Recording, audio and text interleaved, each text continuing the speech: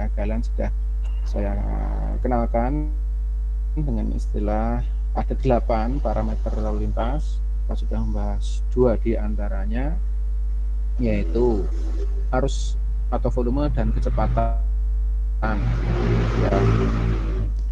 Nanti kita lanjut, kita semua 8 parameter itu. Semua 8 parameter itu, kemudian nanti kita lanjut dengan teori tentang Green-Shield dan model Greenberg. Nah, materi yang saya berikan sampai dengan minggu ini itu masih materi dasar tapi sangat penting. Ya, kalian harus kuasai.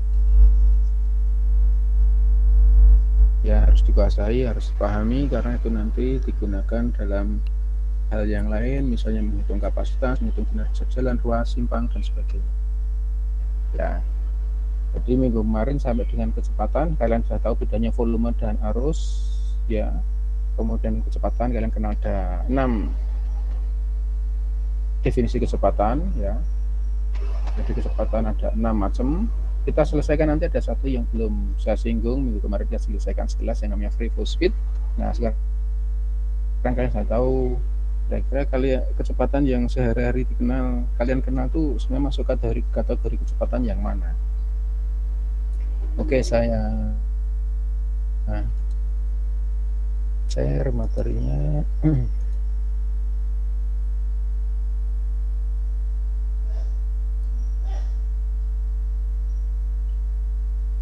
Lihat. Halo, sudahkah kelihatan materi saya? Sudah, Pak. Sudah, Pak. Oke. Baik, minggu kemarin kita sudah membahas kecepatan sampai dengan rate speed ya, kecepatan lari. Kita selesaikan yang terakhir, yang belum saya singgung kemarin. Memang ini saya simpan untuk pertemuan minggu ini karena nanti ada kaitannya dengan penjelasan ya hari ini. Ya, yaitu kecepatan arus bebas atau free flow speed. Kecepatan arus bebas, free flow. Apa itu kecepatan arus bebas? Kita lihat definisinya sebelum saya jelaskan. Adalah suatu batas kecepatan pada kondisi di mana setiap kendaraan dapat memilih kecepatannya dengan tanpa hambatan adanya kendaraan lain. Oke, itu keterangan pertama.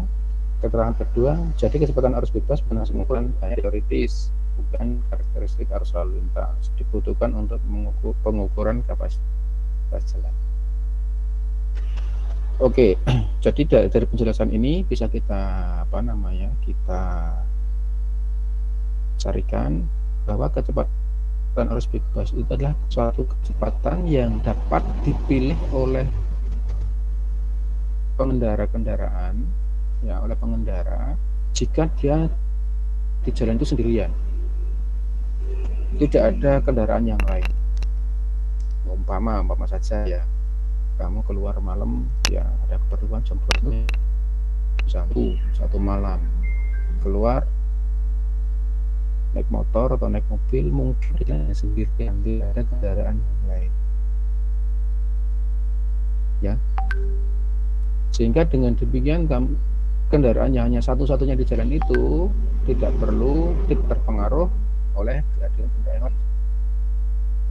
Kalau ada kendaraan lain kan kita harus berinteraksi kan ya. Kalau di depannya lambat kita harus nyalip ya. Kalau di depan daerah berlawanan ada kendaraan kita harus hati-hati ya. Kadang-kadang kita disalip kendaraan lain, kita harus minggir, kita mau ada kendaraan yang nyebrang, kita ngerem, kan? Namanya interaksi lain. Ini tidak. Jadi kamu sendirian sehingga kamu boleh memilih kecepatan sekencang-kencangmu ya, sesuai kemampuan pengemudi, kemampuan kendaraan ya. Kira-kira seperti itu. Tapi dalam kondisi real itu jarang sekali terjadi ya, sehingga ini disebutkan di sini hanya teoritis, realnya tidak ada. Tapi ini kita lupa karena kita nanti akan mencoba menghitung kapasitas kendaraan, kapasitas ruas jalan ya, salah satunya dengan variabel free flow speed ini. Paham ya? Bisa dipahami nggih? Baik, kita free speed nanti kita lihat lebih detail, lebih lanjut penggunaannya untuk apa, untuk seperti apa. Oke ya. Itu kecepatan kita selesaikan. Dah, kecepatan terakhir free speed. Kita masuk parameter yaitu titik atau kepadatan. Kepadatan atau density. Kita lihat, baca dulu definisinya, yaitu jumlah kendaraan yang menempati satu ruas jalan tertentu atau lajur tertentu, dinyatakan dalam satuan kendaraan per kilometer per lajur atau kilometer per lajur. Ya, bisa SMP, bisa kendaraan satuannya.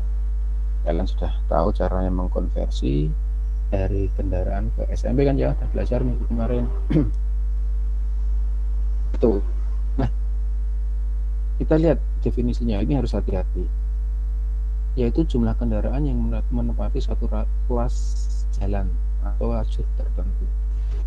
Kalau kita lihat ilustrasi foto yang saya perlihatkan di slide, itu kepadatan itu digambarkan, misalnya kita menghitung kepadatan yang ada di blok kuning. Ya, kita hitung jumlah kendaraannya berapa. Katakanlah ini panjangnya 1 km ya. Blok kuning ini panjangnya 1 km. Kita hitung jumlah kendaraannya berapa. 1, 2, 3, 4, 5, 6, 7, 8 dan seterusnya. Hitung. Ya. Dalam satu ruas jalan, satu panjang tertentu, maka satuannya menjadi kendaraan per kilometer atau SMP per kilometer. Terkadang kalau kita mau meneliti atau mengamati jalan yang lebar, yang lajurnya banyak, maka bisa jadi tidak satu ruas jalan seperti ini, tapi per lajur. Jumlah kendaraan satu lajur tentu, misalnya lajur yang paling dalam ini berapa, atau lajur yang sebelahnya, lajur yang tengah, atau lajur yang paling pinggir. Itu jika kita di suatu ruas jalan yang lajurnya banyak. Tapi pada umumnya jalan-jalan di kita kan hanya 3 lajur mungkin ya. Yang terbanyak yang sering dijumpai hanya 2 lajur, bahkan 1 lajur saja per arahnya. 2 lajur per arah, 4 lajur total. Ini kan berapa? 1, 2, 3, 4, 5, 6. 6 lajur per arah, itu totalnya 12 lajur, lebar sekali. Nah, kalau seperti ini bisa kita hitungnya per lajur, karena lajurnya, setiap lajur fungsinya bisa beda. Ya, lajur paling kanan menyalip, lajur paling kiri akan berat, dan seperti itu. Ya. Oke lah, tapi intinya di sini adalah jumlah kendaraan per kilometer. Pahami bedanya dengan volume arus kemarin yang kita pelajari minggu kemarin, yaitu jumlah kendaraan yang melewati satu titik tertentu di ruas jalan. Hanya satu titik kendaraan yang lewat. Kalau kita Kaliurang misalnya, kita hitung volumenya hanya di Jalan Kaliurang depan kampus vokasi. Titiknya di kampus vokasi, kita berapa? Maka satunya adalah SPI per jam atau per jam. Dalam 1 jam ada berapa kendaraan yang lewat. Nah, kalau yang kepadatan ini adalah tidak, tapi satu ruas jalan. Jalan Kaliurang padatannya berapa? Maka kita itu dari mana? Misalnya dari Simpang Mirota sampai Simpang Selokan Mataram. Itu panjangnya berapa? Itu dalam waktu tertentu. Nah, karena ini menghitung jumlah kendaraan dalam satu ruas jalan, maka menghitungnya susah kan ya? Menghitungnya susah. Karena kita harus menghitung, katakanlah dalam 1 km, kita berdiri di pinggir jalan, hitung jumlah kendaraan dalam 1 meter, 1 km nggak mungkin kan? Nggak terpantau oleh mata kita. Maka kita butuh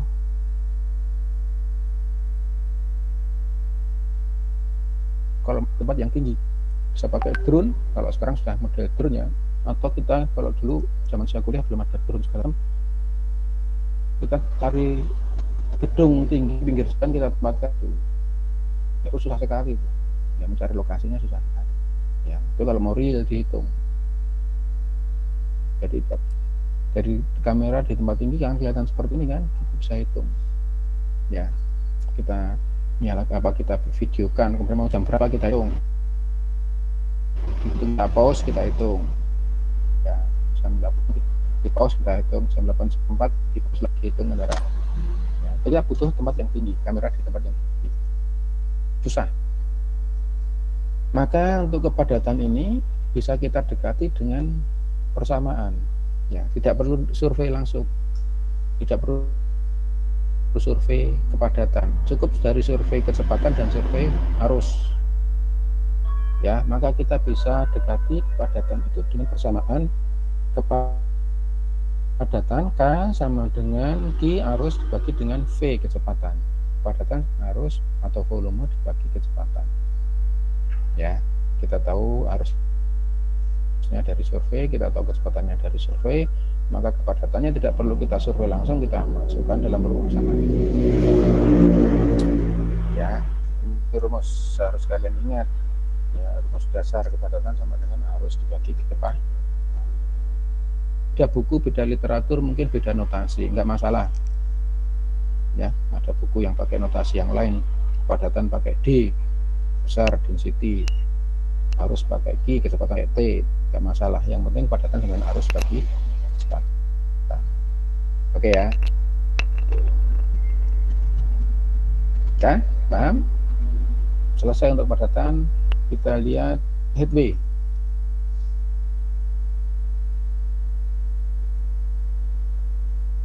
Headway, ya, atau H kecil notasinya. Headway adalah selang waktu antara dua kendaraan yang berurutan pada suatu titik tinjau. Kalau di slide yang saya bagikan mungkin ada selang jarak, tapi yang jarak dihapus ya. Dihapus. Jadi itu adalah selang waktu antara dua kendaraan. Diukur dengan cara waktu antara bumper depan kendaraan pertama dengan bumper depan kendaraan berikutnya, front to front. Ya, ini ilustrasinya. Jadi kita untuk mengukur headway, kita kasih tanda melintang di jalan. Waktu kendaraan pertama bumper depannya melintas tanda itu, stopwatch kita nyalakan. Waktu kendaraan di belakangnya melintas di tanda itu, stopwatch kita matikan. Nah, berapa detik jarak antar dua kendaraan berurutan itu adalah headway, ya. Paham ya? Jadi jarak waktu antara dua kendaraan berurutan diukur dari titik tinjau yang sama, dalam hal ini adalah bumper depannya, ya. Nah, pengertian headway ini berkembang. Misalnya kalau kita bicara angkutan umum, misalnya Trans Jogja gitu, ada halte, misalnya halte di depan Vokasi itu ada halte Trans Jogja ya, itu bus, saya nggak hafal jalurnya apa, jalur berapa saja, bus atau Trans Jogja yang di halte itu, yang pertama ya, bus pertama jam berapa, kemudian yang berikutnya bus berikutnya mampir di halte itu juga, bus Trans Jogja berikutnya mampir, maka itu headway. Itu disebut dengan headway, jarak atau selang waktu antara dua bus kota yang mampir di halte yang sama. Diaturnya sebetulnya kalau nggak salah Trans Jogja itu per 15 menit.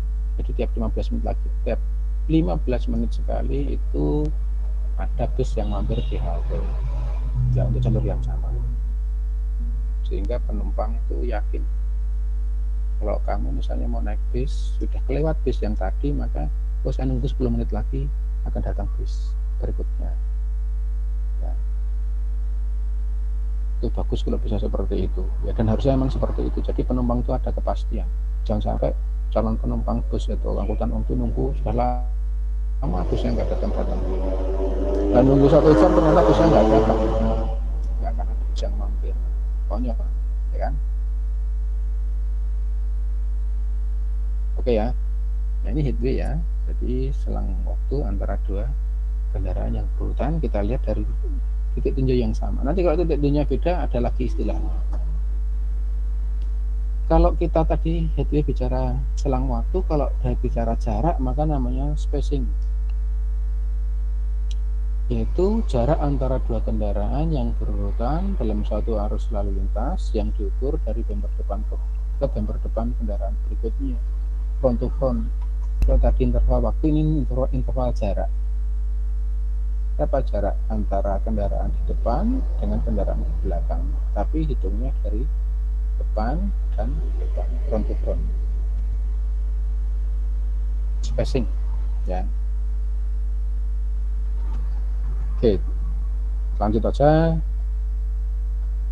Parameter yang keenam namanya okupansi, lane okupansi, tingkat hunian lajur ya, tingkat hunian lajur merupakan salah satu ukuran dalam pengawasan jalan tol. Biasanya ini digunakan di jalan tol karena jalan tol kan pengaturan lajurnya kan jelas ya, lajur kiri paling pinggir untuk kendaraan lambat ya, lajur tengah dan lajur terutama lajur kanan itu untuk mendahului ya. Kalau itu 3 lajur, kalau 2 lajur ya lajur pinggir untuk kendaraan lambat, lajur tengah untuk mendahului atau kendaraan cepat ya. Jadi pengaturan lajurnya ketat kalau di jalan tol. Ada 2 okupansi. Lihat okupansi pertama, jika panjang dari semua kendaraan LI pada suatu bagian jalan tertentu atau lajur tertentu D, maka kita dapat menghitung rasionya atau okupansinya, yaitu sigma L bagi dengan D. Semua jumlah kendaraan dibagi dengan panjang jalan yang diamati atau panjang lajur yang diamati ya. Dari sini kita bisa menghitung kepadatan ya, okupansinya berapa. Oke, kalau yang kedua yaitu pengertian kedua, perbandingan antara durasi waktu ketika kendaraan ada di lokasi pengamatan pada suatu lajur terhadap waktu pengambilan data ya.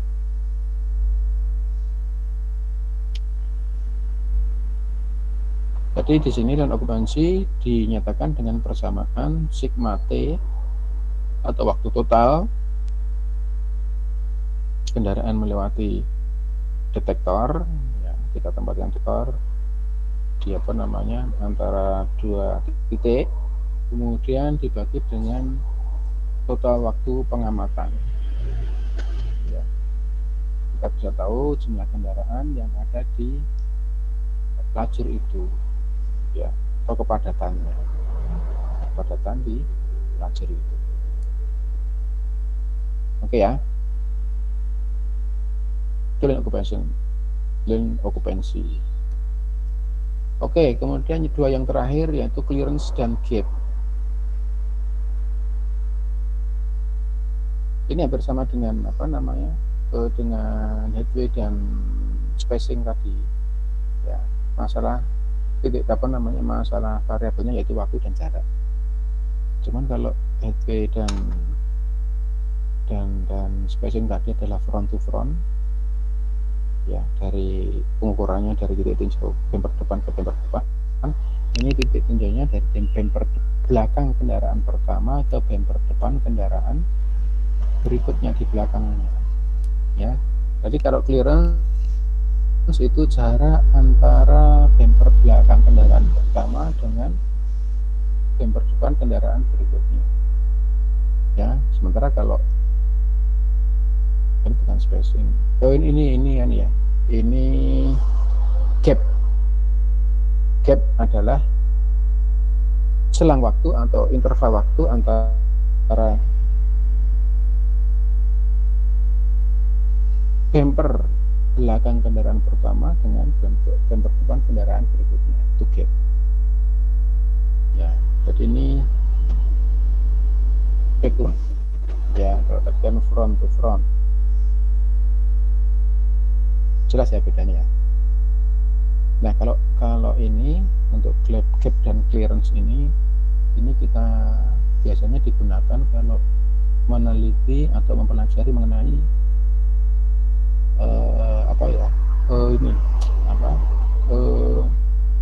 penyeberang jalan atau di U-turn ya, kendaraan mau balik arah di titik U-turn itu kemampuan atau keberanian orang untuk mengambil gap pada saat menyeberang kan beda-beda.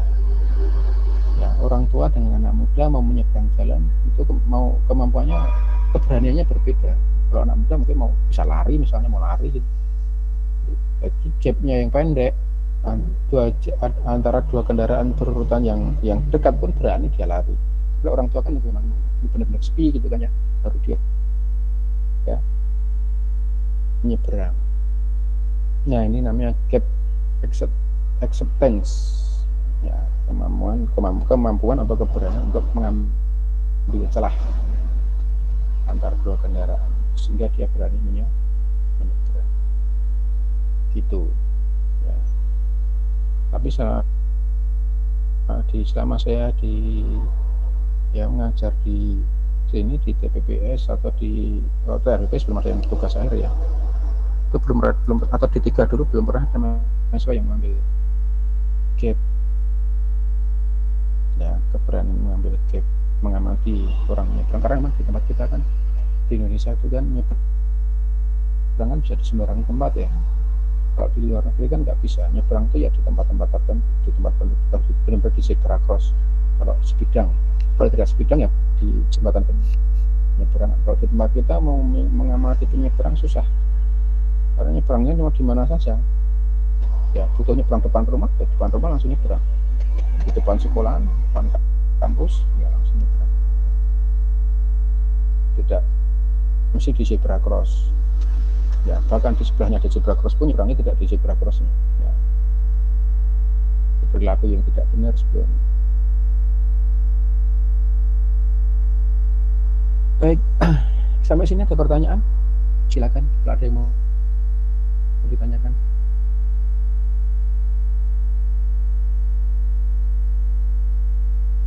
Ditekan.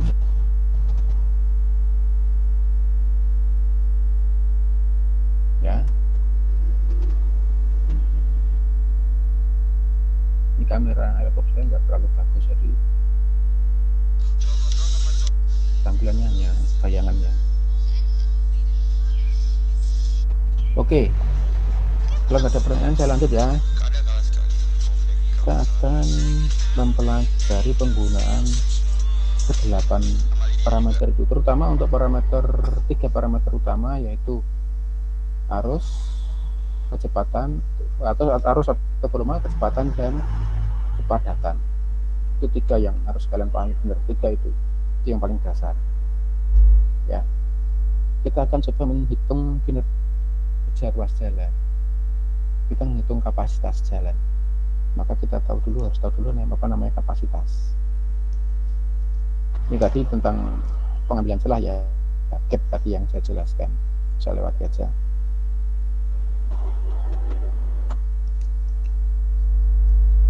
Kapasitas adalah, kita lihat definisinya ya, adalah arus maksimum yang stabil di mana kendaraan diharapkan dapat melewati suatu segmen atau titik tertentu pada satu ruas jalan selama berperiode waktu tertentu, katakanlah 15 menit, dalam kondisi geometrik, pola dan komposisi lalu lintas tertentu, dan faktor lingkungan tertentu pula. Ini definisi saya ambil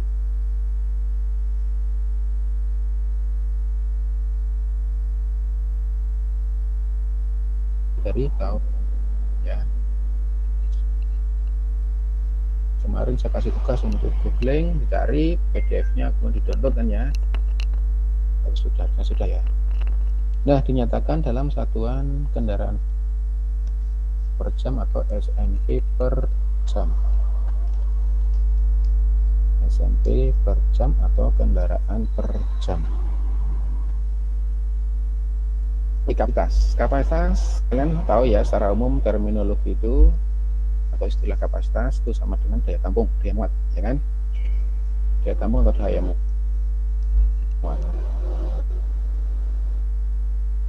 Ya. Misalnya ini di depan saya ada air mineral, ini kapasitasnya 600 ml. Kelihatan nggak ini? Nah, kelihatannya 600 ml. Banyak dijual di toko-toko ini, 600 ml. Berarti kalau kita tuangkan air di botol itu, 600 ml penuh, itu berarti jumlahnya volumenya 600 ml kan. Kalau kita tuangkan 500, 400, 300 masuk kan ya, muat. Tapi kalau kita masukkan 700, 800 bisa nggak? Bisa juga, cuman yang 600 tertampung, sisanya tumpah gitu ya. Nah itu sama, nanti kita pelajari definisi kapasitas jalan itu seperti apa ya. Nah di sini ada dua kata kunci yang penting untuk kapasitas jalan ini ya, selain arus maksimum tadi ya, daya tampung tadi, yaitu kata kunci yang perlu kita beri adalah stabil ya. Arus maksimum yang stabil di mana kendaraan dapat lewat. Jadi kalau jalan itu kapasitasnya kata 2000 SMP per jam, maka kalau ada 2000 kendaraan atau 2000 SMP yang masuk di jalan itu, maka kendaraannya tertampung dan dia dapat jalan, tetap dapat jalan ya, tetap bisa berjalan dengan kecepatan tertentu ya. Kalau di kapasitasnya bagaimana ya, dia tertampung dan jalannya lancar sekali kan, dia bisa bebas milih kecepatannya, mau cepat mau lambat ya. Tapi kalau sampai dengan kapasitasnya kata kapasitas 2000 dimuati 2000 kendaraan, maka dia tetap bisa berjalan dengan stabil.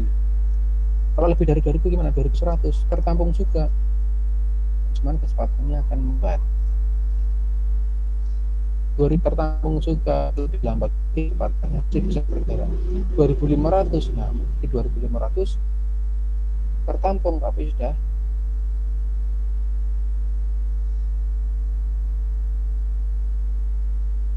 tertampung juga sebelumnya, cuman tidak bergerak kendaraannya, macet ya. Itu sudah melekat capacity 600 sudah nggak bisa, sudah nggak tertampung. Jadi makanya untuk pengertian kapasitas di ruas jalan itu tidak diambil 2500 yang sampai kendaraan itu macet, nggak bergerak, tidak di situ, tapi pada satu angka di mana harusnya kendaraan yang bisa ditampung maksimum tapi dengan pergerakan kecepatan yang stabil ya. Itu adalah pengertian kapasitas. Seperti kalau botol mineral tadi kapasitasnya 600, kita kasih misalnya di situ apa ya, kertas gitu ya, masukkan kertas, kemudian botol mineral itu kita kocok, kertasnya nggak bergerak atau bergeraknya lambat karena nggak ada lagi ruang untuk namanya mengkocok air itu ya. Tapi kalau kapasitasnya 600 ml kita kasih 200 kita kocok, maka bergolak kertasnya bisa pindah tempat ya. Kalau penuh nggak ada ruang untuk mengkocok ya kertasnya diem aja. Nah kira seperti itu. Nah kalau kita lihat dari kita grafikan ya, kita lihat hubungan antara kecepatan dan volume, nanti kita pelajari lebih detail lagi hubungan ini. Sumbu Y-nya kecepatan, sumbu X-nya volume, maka kapasitas ada di sini. Volume puncak, volume maksimum. Tapi dia masih punya kecepatan di sini, ya kan? Nah, masih punya kecepatan tertentu di sini, ada angka tertentu. Tapi dia volumenya maksimum. Itu adalah kapasitas. Berapa kapasitasnya? Berapa kendaraan per jam? Berapa SMP per jam? Satunya sama dengan volume ya, kapasitas. Ya, dia harus maksimum yang dapat ditampung di satu ruas jalan, tapi dia masih bisa bergerak stabil dengan kecepatan tertentu. Itulah kapasitas. Kalau udah over capacity, ya, udah over capacity kecepatannya 0. Ya di sini kecepatannya 0, volumenya juga 0. Ya.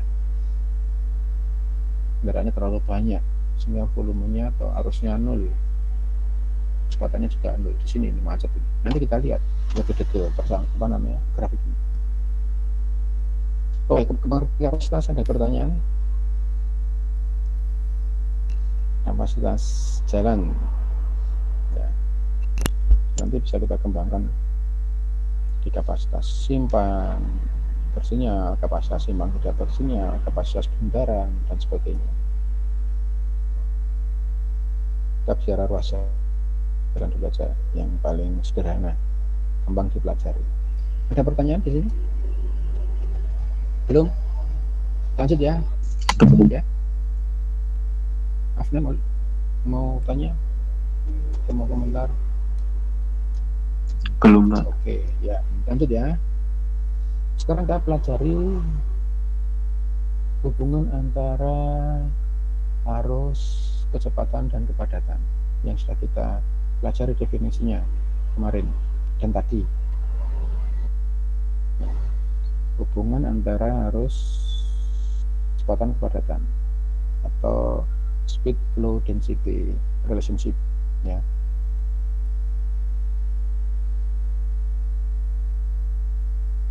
Kita lihat yang pertama, hubungan antara kecepatan dan kepadatan. Hubungan antara kecepatan dan kepadatan di sini dinyatakan bahwa hubungannya adalah linear, garis lurus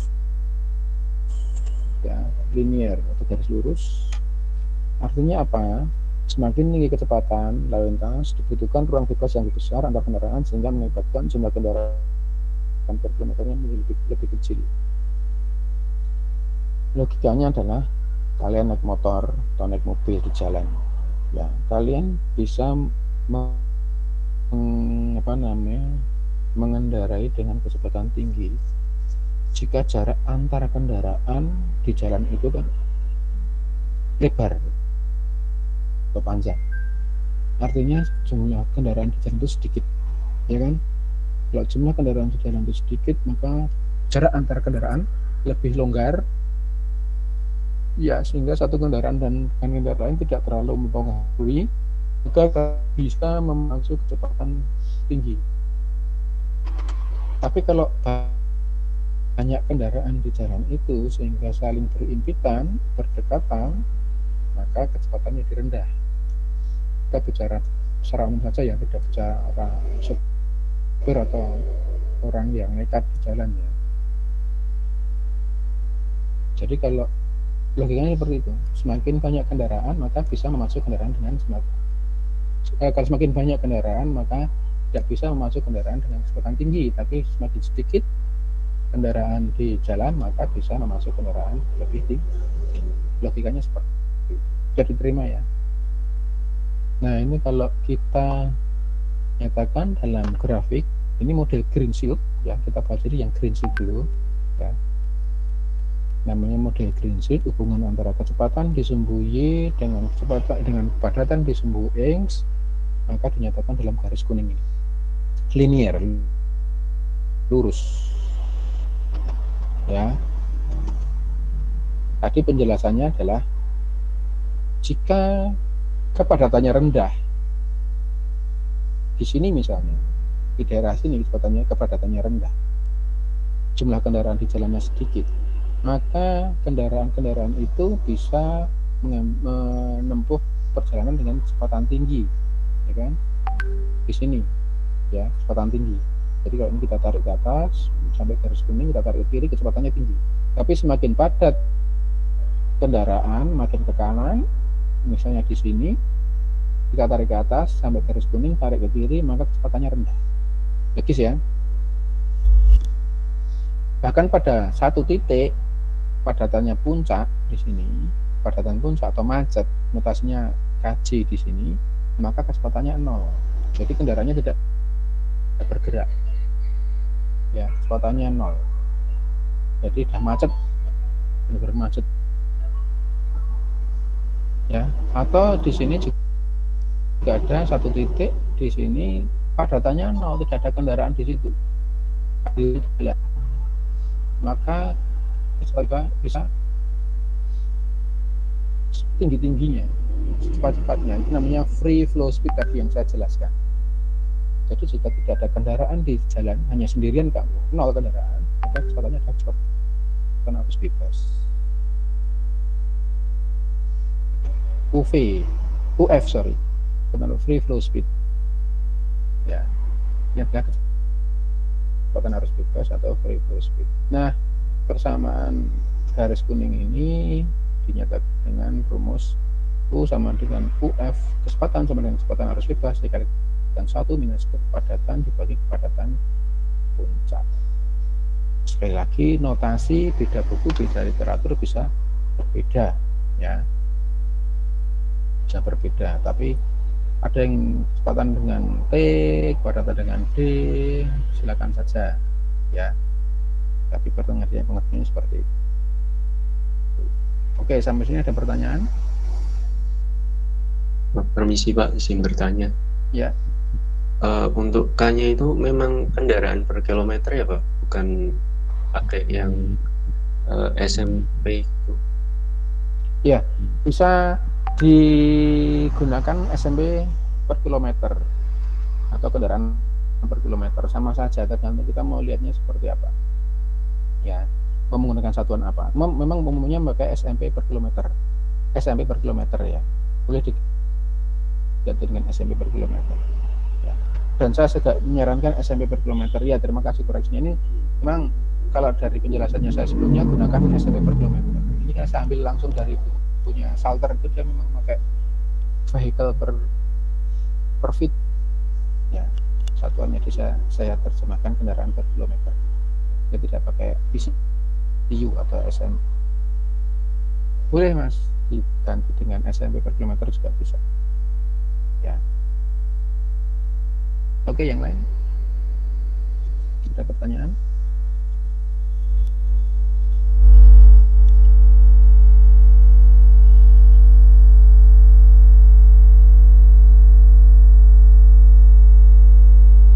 Yang lain?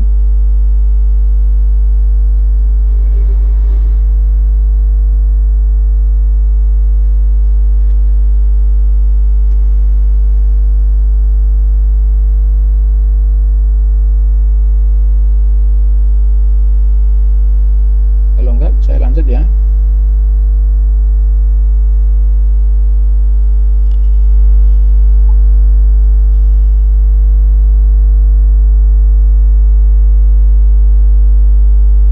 Saya lanjut ke arus dan kecepatan. Kecepatan dan arus. Masih model Greenfield. Hubungannya parabol. Tadi sudah saya kilas di satu slide tadi, awal tadi. Di slide yang sebelumnya sudah saya perlihatkan arus dan kecepatan dan arus. Hubungannya parabolik, semakin besar arus, kecepatannya akan turun sampai suatu titik tertentu yang mencapai puncak parabola atau kapasitasnya tadi. Ya, sampai kapasitasnya. Setelah itu kecepatan akan semakin rendah lagi dan arus juga semakin mengecil. Saya jelaskan dengan grafik ini. Ya. Tadi kan persamaannya ya ini ya. Persamanya gambarnya grafik. Parabola ke samping ya. Sumbunya adalah arus. Kecepatan. Sumbu X-nya adalah arus.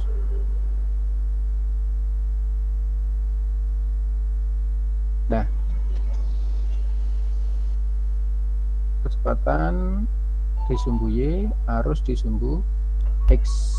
Nah, kita lihat sekarang grafik kuning ini, ya, kurva kuning, ya, kurva kuning. Kita lihat di sini, kalau kita mulai dari sini, ya, kecepatan arus bebas, ya, kecepatan arus bebas itu kan artinya tidak ada kendaraan di jalan, berarti arusnya nol ya, kecepatannya bisa setinggi-tingginya.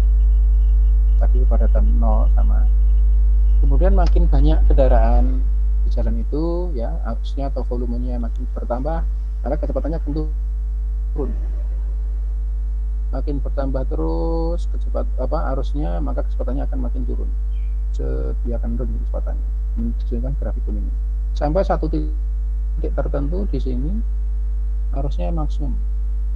Ya, kapasitas di sini. Ya, harusnya maksimum kapasitas di sini, maka dia punya kecepatan tertentu yang disebut kapasitas tadi ya, jadi kendaraan tetap tertampung dengan kecepatan tertentu, stabil bergerak. Nah, kalau kendaraannya makin tambah lagi ya, di jalan itu makin bertambah lagi, maka arusnya menurun ya, arusnya makin menurun, makin banyak kendaraan maka arusnya menurun terus, kecepatannya juga turun, arusnya turun terus, kecepatannya juga turun ya, sampai pada satu titik maka arusnya menjadi 0 dan kecepatannya 0 ya. Maka di sini ada dua bagian di grafik ini. Yang atas adalah uncongested flow atau arus dalam kondisi tidak macet. Kemudian yang bawah adalah congested flow atau arus menuju macet. Ya, arusnya menuju macet. Itu penjelasannya grafik itu seperti ini. Ya, seperti itu penjelasannya kurva itu. Ya. Ini dinyatakan dengan persamaan ini. Arus sama kepadatan puncak dikalikan 1 minus kecepatan kuadrat dibagi dengan kecepatan arus bebas. Oke, sampai sini ada pertanyaan? Ada yang mau ditanyakan sampai sini?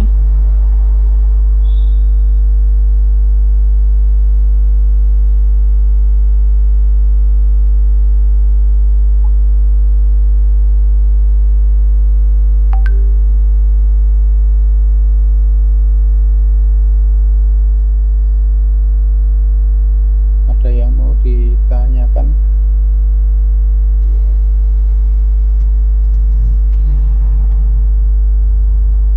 Saya lanjut ya, kalau nggak ada ya. Iya Pak. Oke, dibaca dulu ini pengertiannya.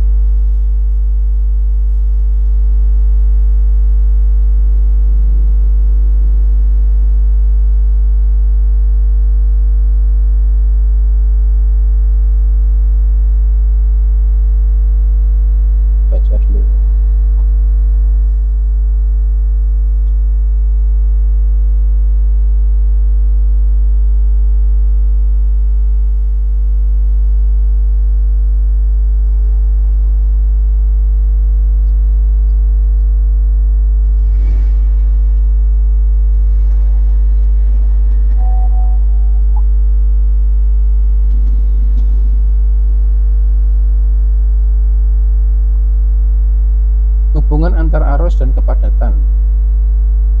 Yang terakhir ini, parabolik juga. Ya. Hubungan antara arus dan kepadatan.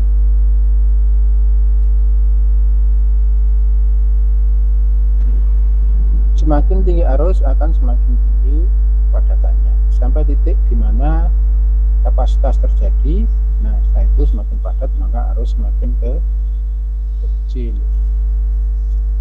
Ya, harus makin kecil jika makin padat. Oke, kita penjelasannya makin gampang muka-muka dengan grafik ini. Masih model Greenfield ya, jadi Greenfield itu ada hubungan antara arus, padatan dan kecepatan.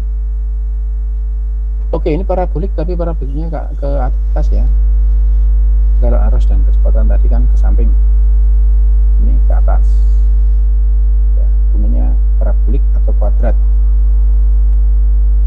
Sumbu Y-nya adalah arus, sumbu X-nya adalah density atau kepadatan. Oke. Kita lihat, kita mulai dari sini ya, yang kurva kuning ini, perhatikan kurva kuning. Ini jika kondisi padatannya 0 dan arusnya 0.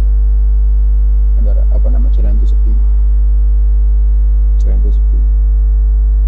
Ya, di sini kondisinya sepi. Makin padat ya, makin bertambah jumlah kendaraan, maka kepadatannya naik, arusnya juga naik ya. Terus makin tambah kendaraan, padatnya naik, arusnya juga naik sampai titik optimum di sini, kapasitasnya tercapai. Arusnya maksimum, dia punya kepadatan tertentu ya. Kemudian jika kendaraan itu makin bertambah ya, jumlah kendaraan di jalan itu makin bertambah, ditunjukkan dengan makin padat kan ya. Semakin padat maka arusnya turun. Ini kurva kuning. Makin padat, makin banyak kendaraan di jalan itu, jumlah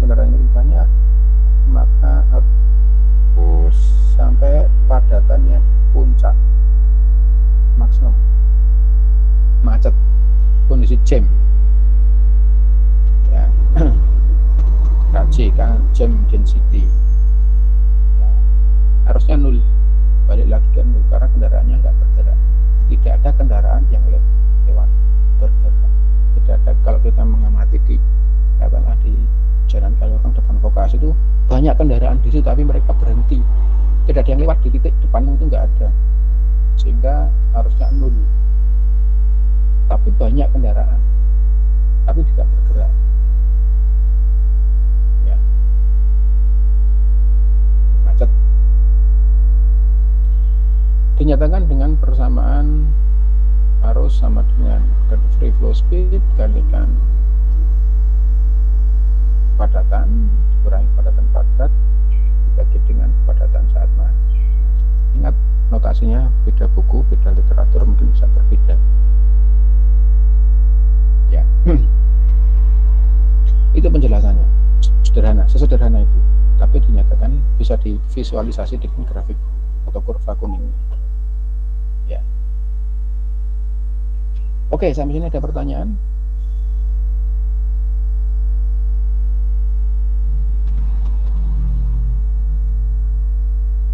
Kalau kita ilustrasikan ketiga graf tadi, itu akan terhubung seperti ini. Akan terhubung seperti ini. Ini adalah kecepatan dan arus. Kecepatan dan kepadatan, yang bawah adalah arus dan kepadatan. Ini saling berinteraksi ya. Dalam kondisi kapasitas, harus mencapai kapasitasnya ya, garis kuning ini dia akan punya kecepatan tertentu. Kita lanjut ke sana, kecepatan ini tertentu sampai di titik ini adalah kondisi di mana tercapai kapasitasnya. Kita tarik ke bawah, dan kondisi kapasitas itu dia punya kepadatan tertentu, separuh dari kepadatan puncaknya.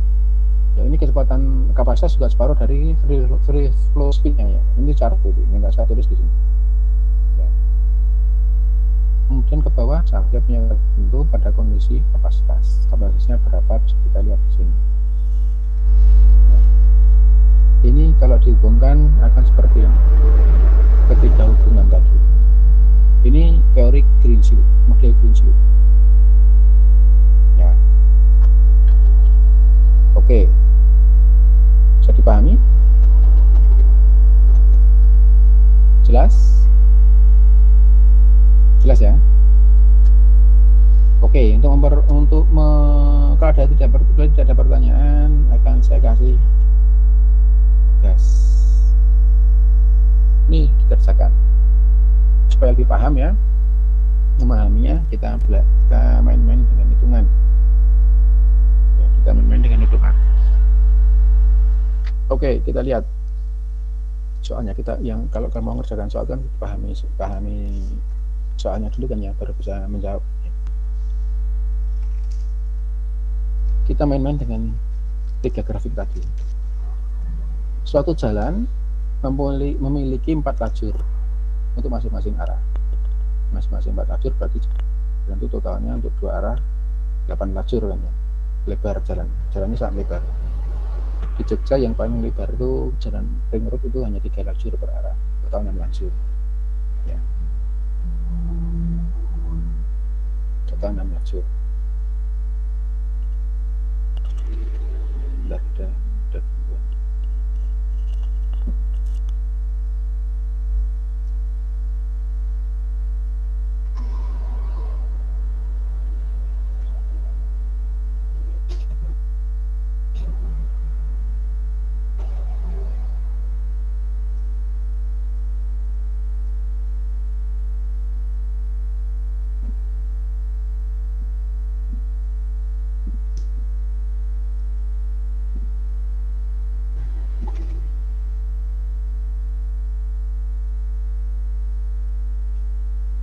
Oke, 8 lajur atau 4 lajur per arah, kapasitasnya adalah 8.200 kendaraan per jam per lajur. Ini per lajur ya, karena kita melihatnya per lajur karena ada 4 lajur ya. Seringkali memang seperti itu, kalau jalan itu lebar banyak lajurnya, kita melihatnya per lajur, karena saya sampaikan antar lajur beda penggunaannya. Dengan kecepatan arus bebas 65 km per jam. Ya, dengan kecepatan arus bebas 65 km per jam. Free flow speed-nya 65 km per jam. Kecepatan yang tadi di paling kiri di sumbu Y tadi, yang paling puncak. Kecepatannya 65 km per jam. Pertanyaannya adalah berapakah arus maksimumnya, kepadatan maksimumnya, dan kepadatan puncak atau macet. Arus maksimum itu amalannya kapasitas. Diminta menghitung kapasitasnya berapa, kepadatan maksimumnya berapa, dan kepadatan puncak atau kepadatan macetnya berapa. Ya. Jika terhitung jumlah kendaraan di lajur terluar 7.034 kendaraan per jam, ya, volumenya 7.034 kendaraan per jam pada saat tidak macet. Ingat ini ya, pada saat tidak macet. Berapa kecepatan rata-rata ruangnya? Kapasitasnya 8.200, ini terisi kendaraan 7.034, berarti belum sampai kapasitas. Kenapa belum? Saya katakan belum karena pada saat tidak macet. Kalau pada saat macet, maka sudah 7.300 km itu sudah melampaui kapasitasnya. Nah, karena tidak macet, maka sebelum kapasitasnya terlampaui, sebelum 8.200. Kalau di grafik tadi ada di sini. Sorry. Ini ya, ini kapasitasnya kan 8.200, ini 7.034-nya di sini, bukan di sini ya, tapi di sini. Kecepatannya berapa? Pertanyaannya itu bukan kecepatan yang di sini, tapi kecepatan di sini, karena belum macet. Kalau sudah macet 7.034 di sini. Ya. Oke, itu soal pertama. Pemahamannya seperti itu. Ini jawabannya, tapi saya yakin di kalian nggak ada jawabannya di slide kalian. Oke, soal yang berdasarkan hubungan kecepatan dan kepadatan, diketahui kecepatan arus bebasnya adalah 80 km per jam dan kepadatan puncak atau macetnya 70 km per jam. Ini lebih gampang nih dari soal yang pertama. Berapakah arus maksimumnya atau kapasitasnya, dan pada kecepatan berapa kondisi tersebut terjadi? Ini main-main dengan persamaannya ya, antara kecepatan kepadatan untuk mencari kapasitas dan kecepatan pada saat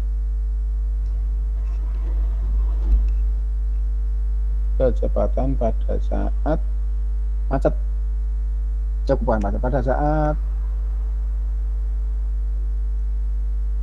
ya kondisi mendekati macet ya. Bukan, kecepatan pada saat kapasitas, kecepatan pada saat arus maksimumnya itu. Apakah kecepatan pada saat kapasitas? Jadi kendaraan itu mencapai maksimum, ruas jalan itu tercapai maksimumnya, dan kendaraan bergerak stabil, dan bergeraknya berapa kecepatan. Oke, ada pertanyaan kira-kira terkait dengan soal ini, pemahamannya seperti itu. Ada yang mau disampaikan?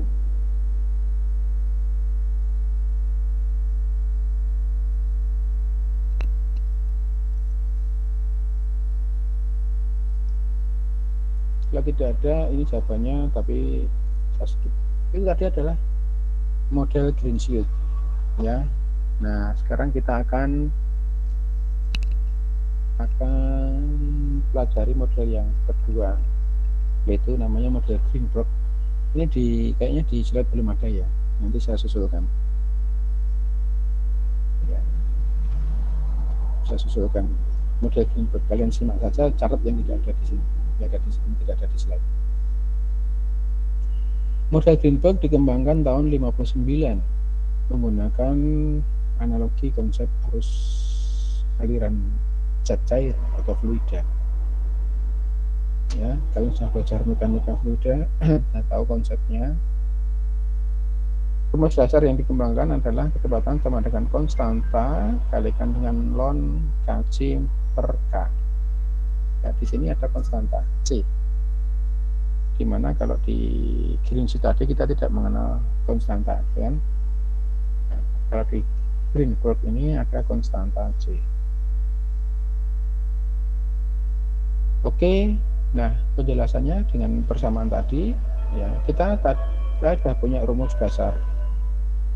Kecepatan sama dengan arus per kepadatan, ya kan? V sama dengan Q per K. Kecepatan sama dengan arus per kepadatan. Maka arus, ya kalau kita substitusikan ke rumus ini, Q sama dengan C kali konstanta kalikan K ln Kc per K, ya kan? Alias Q sama dengan CK ln Kc minus ln K. Ini persamaan ketentuan yang sudah kalian pelajari di SMP atau SMA dulu, mana sifat-sifat perhitungan menggunakan logaritma log atau ln, ya. Dengan kita turunkan, diferensiasikan Pi terhadap K, ini juga cara menderivasi juga akan pelajari di SMA, ya saya nggak akan menjelaskan. Q terhadap K, maka C dan seterusnya sama dengan 0, ya. Agar Q maksimum, maka C kalikan minus 1 plus ln K C minus ln K sama dengan 0, sama dengan ini sebelumnya, ya. Sehingga ln K C dikurangi ln K sama dengan 1. Kembali lagi ke persamaan logaritmik, maka kalau pengurangan seperti ini menjadi ln Kc per K sama dengan 1. Alias ini sama dengan 1, kan? Dengan demikian, maka arusnya ini akan maksimum jika sama dengan C, karena ini ln Kc per K sama dengan 1. Ya, ini terjadi pada saat kondisi maksimum, kecepatan maksimum, maka kecepatannya sama dengan C. Maka C adalah kecepatan ketika arus maksimum, ya, di volt ini. Kecepatan sama saat arus maksimum adalah C. Nah, itu kuncinya di situ. Tinggal kita lihat nanti soalnya, ya, untuk biar dipaham. Ya, arus maksimum adalah kecepatan pada saat maksimum adalah C, konstanta. Model Greenberg menghasilkan goodness of fit atau tingkat kecepatan yang lebih baik daripada model Greenberg, ya. Yang tidak lazim dari Greenberg adalah kepadatan 0 terjadi jika kecepatannya tidak terhingga. Nah, kecepatannya itu terhingga, itu padatannya 0. Jadi sebenarnya juga ini masih masuk di akal, cuma tidak lazim, ya. Tidak lazim itu artinya secara real hampir tidak mungkin, tapi teoritis masih bisa diterima. Ya. Ini sama dengan tadi, free flow speed itu tercapai pada saat padatannya 0. Oke, ini soal yang ketiga, model Greenberg. Ini saya tidak punya narasinya, tapi langsung data, ya.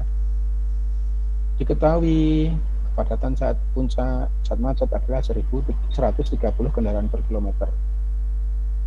Jika kepadatannya ada 30 kendaraan per kilometer dan terjadi pada kecepatan 30 km per jam, maka berapa kapasitasnya? Ini main-main dengan rumus tadi.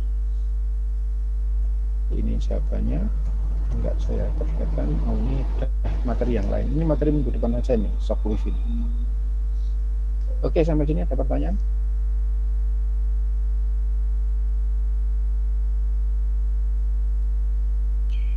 Ada yang mau ditanyakan?